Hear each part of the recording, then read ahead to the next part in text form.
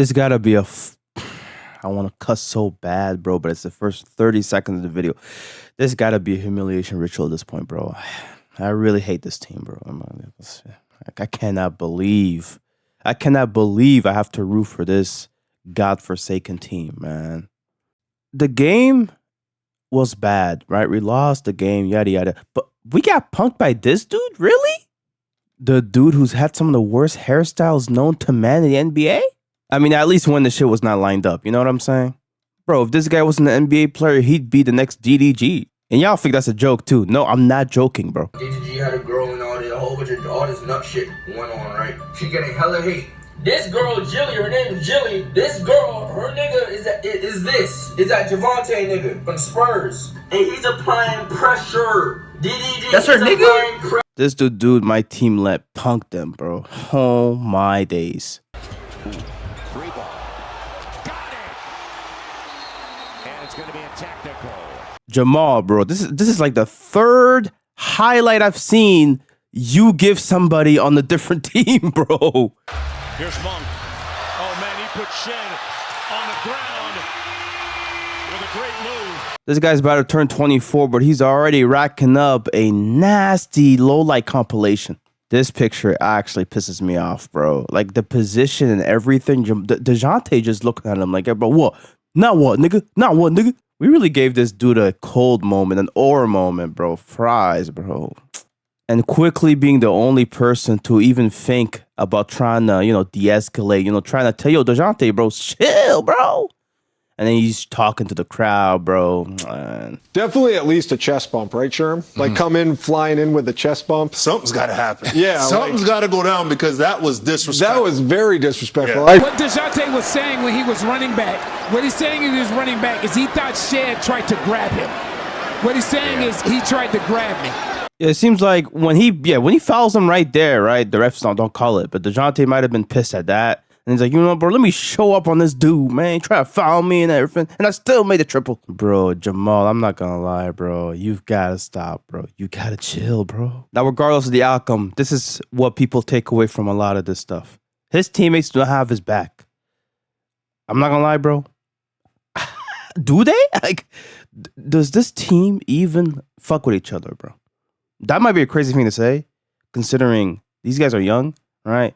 Me saying that they don't fuck with each other is a crazy leap to go, right? Just because of one incident.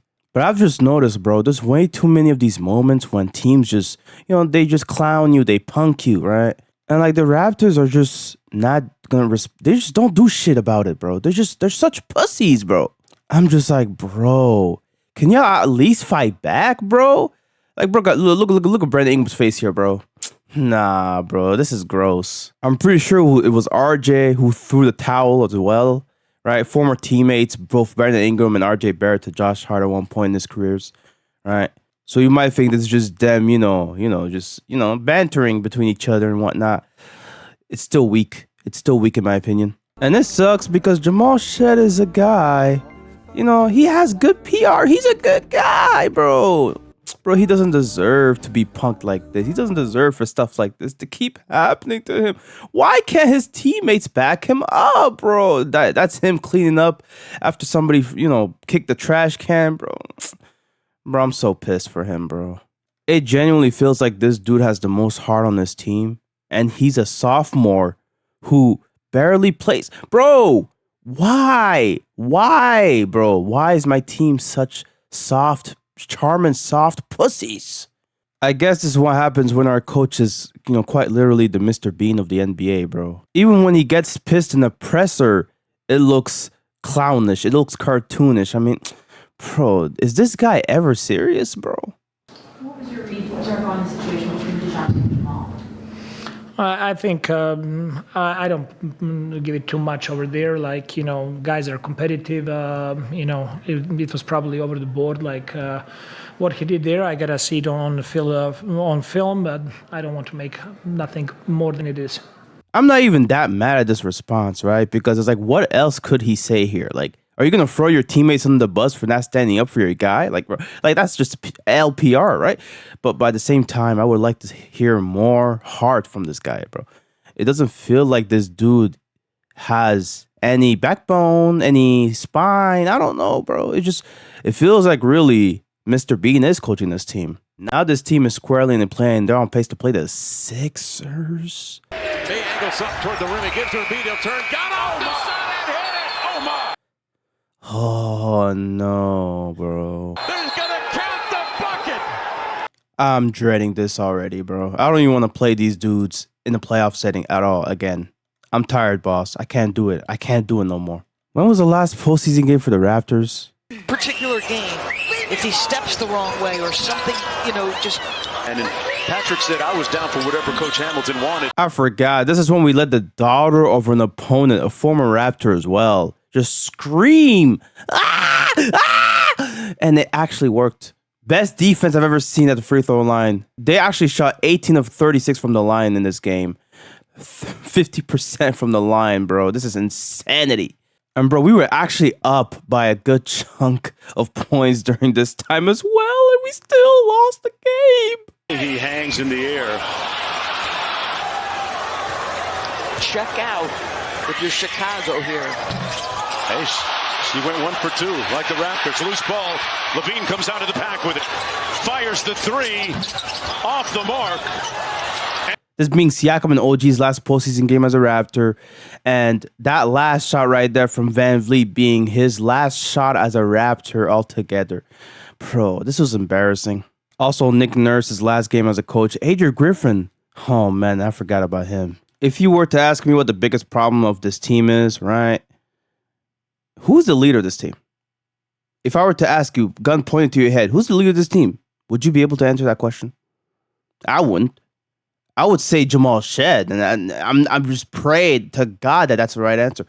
Scotty Barnes is not the leader of this team. It's clear to me that he's not the leader of this team, right? There's people right on media that try to say Scotty, he's improved his leadership, yada yada yada. The reason why Scotty Barnes, for example, has so much ire from me, bro, is because it feels like he drove away a lot of the teammates that he had in the past, like OG and Siakam and Van Vliet, right? Not him personally, not him personally, right? But obviously, Scotty Barnes, him being young at the point, right? At that point, he clearly needed some guidance, right? And I just don't know if building the franchise around him has paid dividends so far to where we have to keep doing it. You know what I'm saying? They say you only go as far as your best player goes, right? And Scotty Barnes, I'm sorry to say, bro, he is our best player. He really is our best player. But in moments like these, you could tell he doesn't rise up to the occasion of being the best player. And only 9 points in the game against the Pelicans. Are we serious? And this guy hadn't scored 20 points before that Rockets game, since February 8th. Bro, I'm not going to lie to you, bro. We need a number one option like we need water, bro. I'm done with this whole Brandon Ingram being the primary scorer so Scotty Barnes could do what he wants. Bro, if Scotty Barnes wants to be a role player, okay, fine. He's a $40 million role player. Fuck it. Right? At least we're not paying him $45 million to do so like Mobley in the Cavs, right? But bro, we need a Giannis. We need somebody that can actually take the reins and be like, yo, bro, this is my team. I'm gonna bring this team a championship. Because clearly to me, bro, we don't have any of that, bro. We're the best team without a fucking championship number one, right? If I were to go through every NBA team that's like in the playoff hunt right now, I think the Raptors have the worst in terms of championship number one potential players, right? We don't have any of those guys. We need a Cade. We need a Brunson. As crazy as that sounds, we need somebody that's actually going to get out the mud when things are tough, but also take over in those moments and make it easier for everybody else to play through. I also think it's on the front office and coaching staff and the organization as a whole to start being serious, bro. Like the whole season, the messaging was, this is year 2 of a rebuild. Darko has said this multiple times. This is year 2 of a rebuild. Bobby Webster, after the trade deadline, was basically like, yo, bro, I know y'all expecting like a lot from this team playoff-wise, but bro, let's remember what we were last season, basically trying to temper our expectations. This is how they were moving the whole season. they don't think that this team is that good. They still think it's a rebuild, right? That's how they're framing this as. Bro, the players at this point, I wouldn't be surprised if the players, they hear all this and they're like, bro, whatever. If y'all think this is a rebuild, fuck it, bro. I'm not going to try this hard. Bro, when will this team give as much heart as we are as fans, bro? It feels like, honestly, half the time I watch these games, I'm more passionate about this team than any of these dudes wearing that uniform. Even the coaching staff, bro. When I see somebody on that team willing to call out shit, finally to tell Scotty Barnes, yo, Scotty Barnes, you're being a wussy. You're being a loser right now. Can you please? Yo, you're our best player. Can you please fucking take over the game, bro? Do you have that in your fucking body, nigga, to do that? Otherwise, your ass is going to be sent packing to Milwaukee, bro, and we getting Giannis. I don't give a fuck how we're going to do it. All the picks. Nigga, John Horst, we're giving you the entire bouquet of flowers, bro. Just to make sure that we could actually have somebody on our team that's willing to fucking carry us to something. That's willing to be like, yo, bro, you know what, bro? Let me make things easier. Let me be your Superman.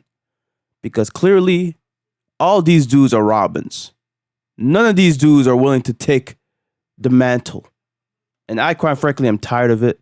And look, man, if this humiliation ritual leads us to getting Giannis or leads us to, a miraculous lottery number 1 pick jump, then I guess it'll be all worth it, right? But it doesn't look like any of this will end anytime soon. The Raptors' decade of humiliation might still be going on for years to come. All right, that's it. Peace out.